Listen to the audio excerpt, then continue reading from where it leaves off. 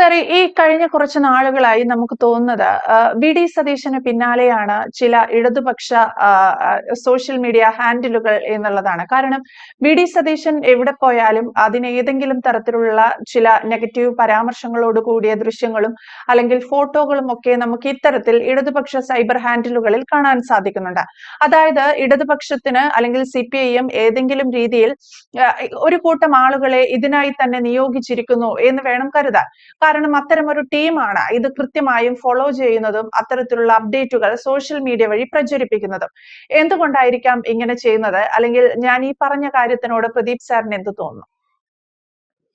CPM-നെ വീണ്ടും കുഴിയിലാക്കാൻ തന്നെ ഇറങ്ങിത്തിരിച്ചിരിക്കുകയാണ് CPM ബുദ്ധിജീവികൾ എന്ന് അവകാശപ്പെടുന്നത്.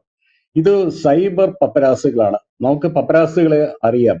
അത് ആ പത്രങ്ങൾ തന്നെയുണ്ട് ബ്രിട്ടനിൽ. സ്വകാര്യത മാനിക്കാതെ പൊതു ജീവിതത്തിൽ ഇടപെടുന്ന ചില ആൾക്കാരുണ്ട്.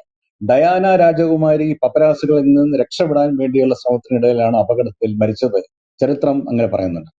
ഇവിടെ ഈ അപകടം സംഭവിച്ചു. ഇപ്പം വലിയ അപകടത്തിൽ നിന്ന് കരകയറാൻ ശ്രമിച്ചുകൊണ്ടിരിക്കുന്ന CPM-നെ വീണ്ടും അപകടപ്പെടുത്താനുള്ള ശ്രമമാണ്. പറ്റിത്തീനികളായിരുന്നു ഇവർ. CPM അധികാരത്തിലുള്ള സമയത്ത് മുഴുവൻ ആനുകൂല്യങ്ങളെ പറ്റി ബുദ്ധിജീവികളായി നടന്നിരുന്ന ആൾക്കാരാണ്. അവർക്കൊന്നും തൊഴിലില്ല. ഇപ്പം CPM പരാജയപ്പെട്ടു എന്നുള്ള യാഥാർത്ഥ്യം അംഗീകരിക്കാൻ, മനസ്സുകൊണ്ട് അംഗീകരിക്കാൻ ഇവരാരും തയ്യാറല്ല.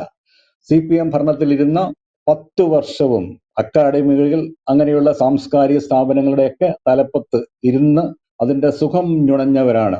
നഷ്ടപ്പെട്ടു പോയ ഈ സ്ഥാനത്തെ ഓർത്ത് ഈ പപ്പരാസി പ്രവർത്തനത്തിന് ഇറങ്ങിത്തിരിച്ചിരിക്കുന്നത്. അവരുടെ ടാർഗറ്റ് മുഴുവൻ ഒറ്റ ആളിന്റെ നേർക്കാണ്. അത് വി.ഡി. സതീശന്റെയാണ്. അടിസ്ഥാനപരമായി ഇവരെ ബാധിച്ചിരിക്കുന്ന പ്രശ്നം ഞാൻ പറയാം. ഞങ്ങളാണ് യഥാർത്ഥ ഇടതുപക്ഷം, നിങ്ങളല്ല എന്ന് തിരഞ്ഞെടുപ്പിന് മുമ്പ് വി.ഡി. സതീശൻ പ്രസ്താവിക്കുക മാത്രമല്ല, കേരള മാതൃക അത് ഔട്ട്ഡേറ്റഡ് ആണ്, ഞങ്ങൾ പുതിയ വികസന മാതൃകയാണ് മുന്നോട്ട് വെക്കുന്നത് എന്ന താത്വികമായ ഒരു വ്യാഖ്യാനവും അദ്ദേഹം നൽകി. പക്ഷേ അദ്ദേഹത്തിന്റെ ഈ വ്യാഖ്യാനമാണ് ഇടതുപക്ഷത്തെ അസാധുവാക്കിയിട്ടുണ്ട്. ഞങ്ങൾ ഇടതുപക്ഷമാണ് എന്ന് പറഞ്ഞു കഴിഞ്ഞാൽ എന്തോ മുൻകൈ ഉണ്ട് എന്നുള്ള ധാരണയേറ്റ കനത്ത അടിയായിരുന്നു ഞങ്ങളാണ് യഥാർത്ഥ ഇടതുപക്ഷം എന്നുള്ള വി.ഡി. സതീശന്റെ പ്രസ്താവന. അതുമാത്രമല്ല, കേരളത്തിൽ ആദ്യമായി വായിക്കുന്ന മുഖ്യമന്ത്രി, ലോക വിവരമുള്ള മുഖ്യമന്ത്രി അധികാരത്തിലേറി. അത് തീരെ സഹിക്കാൻ കാര്യം എഴുത്തും വായനയൊക്കെ തങ്ങളുടെ മാത്രം കുത്തകയാണ്, ഇടതുപക്ഷം മാത്രമാണ് അതിന്റെ അവകാശികൾ എന്നൊരു പൊതുധാരണ കേരളീയർക്കുണ്ടായിരുന്നു. അതിനേറ്റ അടിയാണ് മുഖ്യമന്ത്രിയുടെ വായന. അദ്ദേഹം വായിച്ച പുസ്തകങ്ങളെ കുറിച്ച് കഴിഞ്ഞ വർഷം അവസാനം ഒരു ലിസ്റ്റ് വന്നു. അപ്പൊ ആദ്യത്തെ സൈബർ ആക്രമണം അത് ഇലക്ഷന് മുമ്പായിരുന്നു. ഈ വി.ഡി. സതീശനെ ലക്ഷ്യമാക്കിയുള്ള ഉണ്ടായത് അന്നാണ്. ഇത്രയും പുസ്തകങ്ങൾ ആർക്ക് വായിക്കാൻ പറ്റും എന്നുള്ളതായിരുന്നു സംശയം. അതിനുശേഷമാണ് അദ്ദേഹത്തിന്റെ പ്രസംഗങ്ങൾ വരുന്നത്. അദ്ദേഹത്തിന്റെ പ്രസംഗങ്ങളിൽ ഏറ്റവും അവസാനം മുഖ്യമന്ത്രി ആയ ശേഷം കുട്ടികളോട് അദ്ദേഹം സംവേദിച്ചത്, അത് കുട്ടികൾ എന്നുള്ള ഒരു കാര്യം കണക്കിലെടുക്കാതെയാണ് ബുദ്ധിജീവികളോട് സംസാരിച്ചു എന്ന് ആയിരുന്നു ഒരു വിമർശനം. ഇപ്പോൾ അടുത്ത കാലത്ത് അദ്ദേഹത്തിന് അതിനെ ചിരിച്ചു കഴിഞ്ഞാൽ അത് അടുത്ത ദിവസം ട്രോളായി വരുന്നു. ഇവർ ലേഖനങ്ങൾ എഴുതുന്നു. അത് സാധാരണ സൈബർ ട്രോളർമാർ എഴുതുന്നതാണെങ്കിൽ നമുക്ക് ക്ഷമിക്കാം. ഇത് വലിയ ബുദ്ധിജീവികളാണ്, കോളേജ് അധ്യാപകർ, നിരൂപകരൊക്കെയാണ്, അവരാണ് എഴുതുന്നത്. കഴിഞ്ഞ ദിവസം അദ്ദേഹം ഏതോ ക്ഷേത്രത്തിൽ തുലാഭാരം നടത്തി. അത് വ്യക്തിപരമായ അമ്പലത്തിൽ പോകണോ, തുലാഭാരം നടത്തണമോ, ആചാരാനുഷ്ഠാനങ്ങൾ പാലിക്കണമോ എന്നുള്ളത് വ്യക്തിപരമായ കാര്യമാണ്. അതിനെക്കുറിച്ചാണ് വിമർശനം. ഒന്ന്, ഗുരുവായൂർ ക്ഷേത്രത്തിൽ അദ്ദേഹം ദർശനം നടത്തി ടിക്കറ്റ് എടുത്ത് സാധാരണക്കാരെ പോലെയാണ്. ഒരുവിധ സെക്യൂരിറ്റിയും പ്രശ്നങ്ങളുണ്ടായില്ല, ഭക്തരെ തടഞ്ഞു നിർത്തിയില്ല. അതിനെക്കുറിച്ചായിരുന്നു വലിയ വിമർശനം. കാര്യകാരണ സഹിതം അദ്ദേഹം അസംബ്ലിയിൽ പറഞ്ഞു. അദ്ദേഹത്തിന്റെ അസംബ്ലി പെർഫോമൻസ് ഒന്നും ഈ ബുജികൾക്ക് തീരെ ഇഷ്ടമല്ല. ബുധനാഴ്ച അദ്ദേഹത്തിന്റെ പത്രസമ്മേളനങ്ങൾ, പിണറായി വിജയൻ ഭരിക്കുന്ന സമയത്ത് പത്രസമ്മേളനങ്ങളെ ഉണ്ടായിരുന്നില്ല. അച്യുതാനന്ദ മന്ത്രിസഭയുടെ കാലത്താണ് ഈ മന്ത്രിസഭാ യോഗത്തിന് ശേഷം കാര്യങ്ങൾ വിശദീകരിക്കുന്ന പത്രസമ്മേളനങ്ങൾ ആരംഭിച്ചത്. പിണറായിയുടെ കാലത്ത് പത്രസമ്മേളനങ്ങൾ അവസാനിപ്പിച്ചു. അദ്ദേഹത്തിന് തോന്നുന്ന സമയം മാത്രം എഴുതി തയ്യാറാക്കിയ കാര്യങ്ങൾ അദ്ദേഹം പറയും. അതിനുശേഷം ദേശാഭിമാനി അല്ലെങ്കിൽ കൈരളി ചാനലിന്റെ മുൻകൂട്ടി തയ്യാറാക്കിയ ചോദ്യങ്ങൾ അവർ ചോദിക്കും. ബാക്കി ആരെങ്കിലും ചോദ്യം ചോദിക്കാൻ എണീച്ചു കഴിഞ്ഞാൽ സമയം അവസാനിച്ചു എന്ന് പറഞ്ഞ് അദ്ദേഹം ക്രുദ്ധനായി തിരിച്ചുപോകും. ആ പതിവിന് വിരുദ്ധമായി നിങ്ങൾ ചോദ്യങ്ങൾ ചോദിക്കൂ എന്ന് മന്ത്രിസഭാ യോഗത്തിന് ശേഷം മുഖ്യമന്ത്രി തന്നെ അങ്ങോട്ട് പറയുകയും ആ മുഖ്യമന്ത്രിയുടെ പത്രസമ്മേളനത്തിൽ അവസാനം ഒരു രക്ഷയില്ലാതെ വന്നു. കാര്യം അദ്ദേഹം രേഖകൾ സഹിതം നല്ല കമ്മ്യൂണിക്കേറ്ററാണ് മുഖ്യമന്ത്രി എന്ന് നമുക്കറിയാം. പ്രതിപക്ഷത്തിന്റെ ആരോപണങ്ങൾ രേഖകളുടെ പിൻബലത്തിൽ അദ്ദേഹം വെട്ടി നിരത്തുമ്പോൾ ഒരു നിർവാഹമില്ലാതെ വന്നതിന് ശേഷമാണ് ഇതേപോലെ തന്നെ ഒരു സൈബർ ആക്രമണം പോലെ ഈ പ്രതിപക്ഷത്തെ അനുകൂലിക്കുന്ന 2-3 മാധ്യമ പ്രവർത്തകർ നിരന്തരമായി മുഖ്യമന്ത്രിയാണ് ഒരു ഭരണഘടനാ പദവി വഹിക്കുന്ന ആളിന്റെ പത്രസമ്മേളനമാണ് എന്നുപോലും ഗവനിക്കാതെ ഈ ട്രോളിംഗ് പോലെ ചോദ്യങ്ങൾ ചോദിച്ച് അസ്വസ്ഥതപ്പെടുത്തിക്കൊണ്ടേ ഇരിക്കുന്ന കാഴ്ചയ്ക്കും കേരളം സാക്ഷ്യം വഹിച്ചു. മുഖ്യമന്ത്രിയുടെ ചിരി പോലും, ചിരിക്ക് കൊടുത്തുള്ള പൂക്കി എന്ന് കൊടുത്തിട്ടുള്ള ഒരു പുതിയ ജെൻസി പദം മുഖ്യമന്ത്രിയുടെ ഇരട്ടപ്പേരായി ഉപയോഗിച്ചുകൊണ്ടാണ് ആക്രമണം മുഴുവൻ.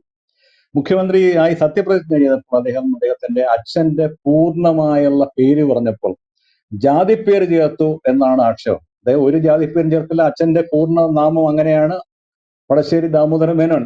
അച്ഛന്റെ പേര് മാറ്റാൻ പറ്റുമോ? ഈ നേതാക്കന്മാർ മുഴുവൻ നമ്മളൊരു വീഡിയോ തന്നെ ചെയ്തിട്ടുണ്ട്. കമ്മ്യൂണിസ്റ്റ് പാർട്ടിയുടെ സ്ഥാപക കാലം മുതൽ ഇപ്പോഴുള്ള നേതാക്കന്മാർ മുതൽ പല നേതാക്കന്മാരും ജാതി പേരിൽ മാത്രമാണ് അറിയപ്പെടുന്നത്. നായനാർ എന്ന് പറയുന്നത് ജാതി പേരാണ്. അദ്ദേഹത്തിന്റെ പേരെന്താണ് എന്ന് സഹാക്കന്മാർക്ക് പോലും പൂർണ്ണമായും നിശ്ചയമില്ലാത്ത ഒരു അവസ്ഥയിൽ അങ്ങനെയുള്ള ഒരു പാരമ്പര്യം പേറുന്ന കമ്മ്യൂണിസ്റ്റ് പാർട്ടിയെ അനുകൂലിക്കുന്ന ഈ ബുദ്ധിജീവികളാണ് ഈ വ്യാജ ആരോപണങ്ങൾ ഉന്നയിച്ച് ഒരു ആവശ്യവുമില്ലാതെ ഇങ്ങനെ വിമർശനങ്ങൾ നടത്തിക്കൊണ്ടേയിരിക്കുന്നു. ഏറ്റവും അവസാനം കഴിഞ്ഞ ദിവസം അദ്ദേഹം ഊണ് കഴിച്ചതും വലിയ പ്രശ്നമാക്കി ഇവർ ട്രോളിക്കൊണ്ടിരിക്കുകയാണ്. അങ്ങ് വ്യക്തിപരമായ കാര്യങ്ങൾ, അതൊരു അച്ഛന്റെ പേര് പറയുന്നത്, ഒരു തുലാഭാരം പോലെയുള്ള മതപരമായ കാര്യങ്ങളിൽ പങ്കെടുക്കുന്നത്, ക്ഷേത്ര ദർശനം നടത്തുന്നത്, ചിരിക്കുന്നത്, വായിക്കുന്നത്, ഇതൊക്കെ രാഷ്ട്രീയ വിമർശനത്തിന്റെ ഭാഗം ആക്കി മാറ്റുകയും നിരന്തരം അതിലേക്ക് ക്യാമറ തിരിക്കുകയും ചെയ്യുന്നത് ഇടതുപക്ഷത്തിനേറ്റ കനത്ത അടിക്ക് ശേഷം ഇവർക്ക് സമനില നഷ്ടപ്പെട്ടു എന്നതിന്റെ പ്രത്യക്ഷമായ ഉദാഹരണങ്ങളാണ്. രാഷ്ട്രീയ വിമർശനങ്ങളാകാം, അതിന് കാര്യകാരണ സഹിതമാണ് വിമർശിക്കേണ്ടത്.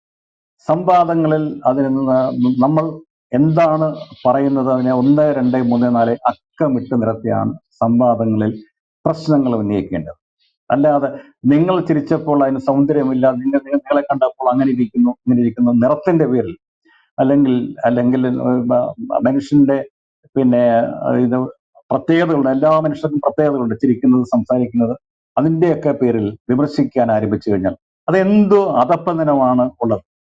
കമ്മ്യൂണിസ്റ്റ് പ്രസ്ഥാനങ്ങൾ, ഇന്ത്യയിൽ ഇടതുപക്ഷ പ്രസ്ഥാനങ്ങൾ വളർന്നിട്ടുള്ളത് ഇങ്ങനെ ആയിരുന്നില്ല. ഇടതുപക്ഷത്തേക്ക് വന്ന ഇടതുപക്ഷ മുഖംമൂടി ധരിച്ച ചിലരാണ്. ഒരു കാര്യവും അവരുടെ കയ്യിലില്ല, പറയാൻ ഒരു കാര്യവും കയ്യിലില്ല. പാപ്പരാണ്, പപ്പരാസികൾ എന്നാണ് ഇവരെ പറയുമ്പോഴും ഇവർ ആശയപരമായി പൂർണ്ണമായിട്ടും പാപ്പരാണ്.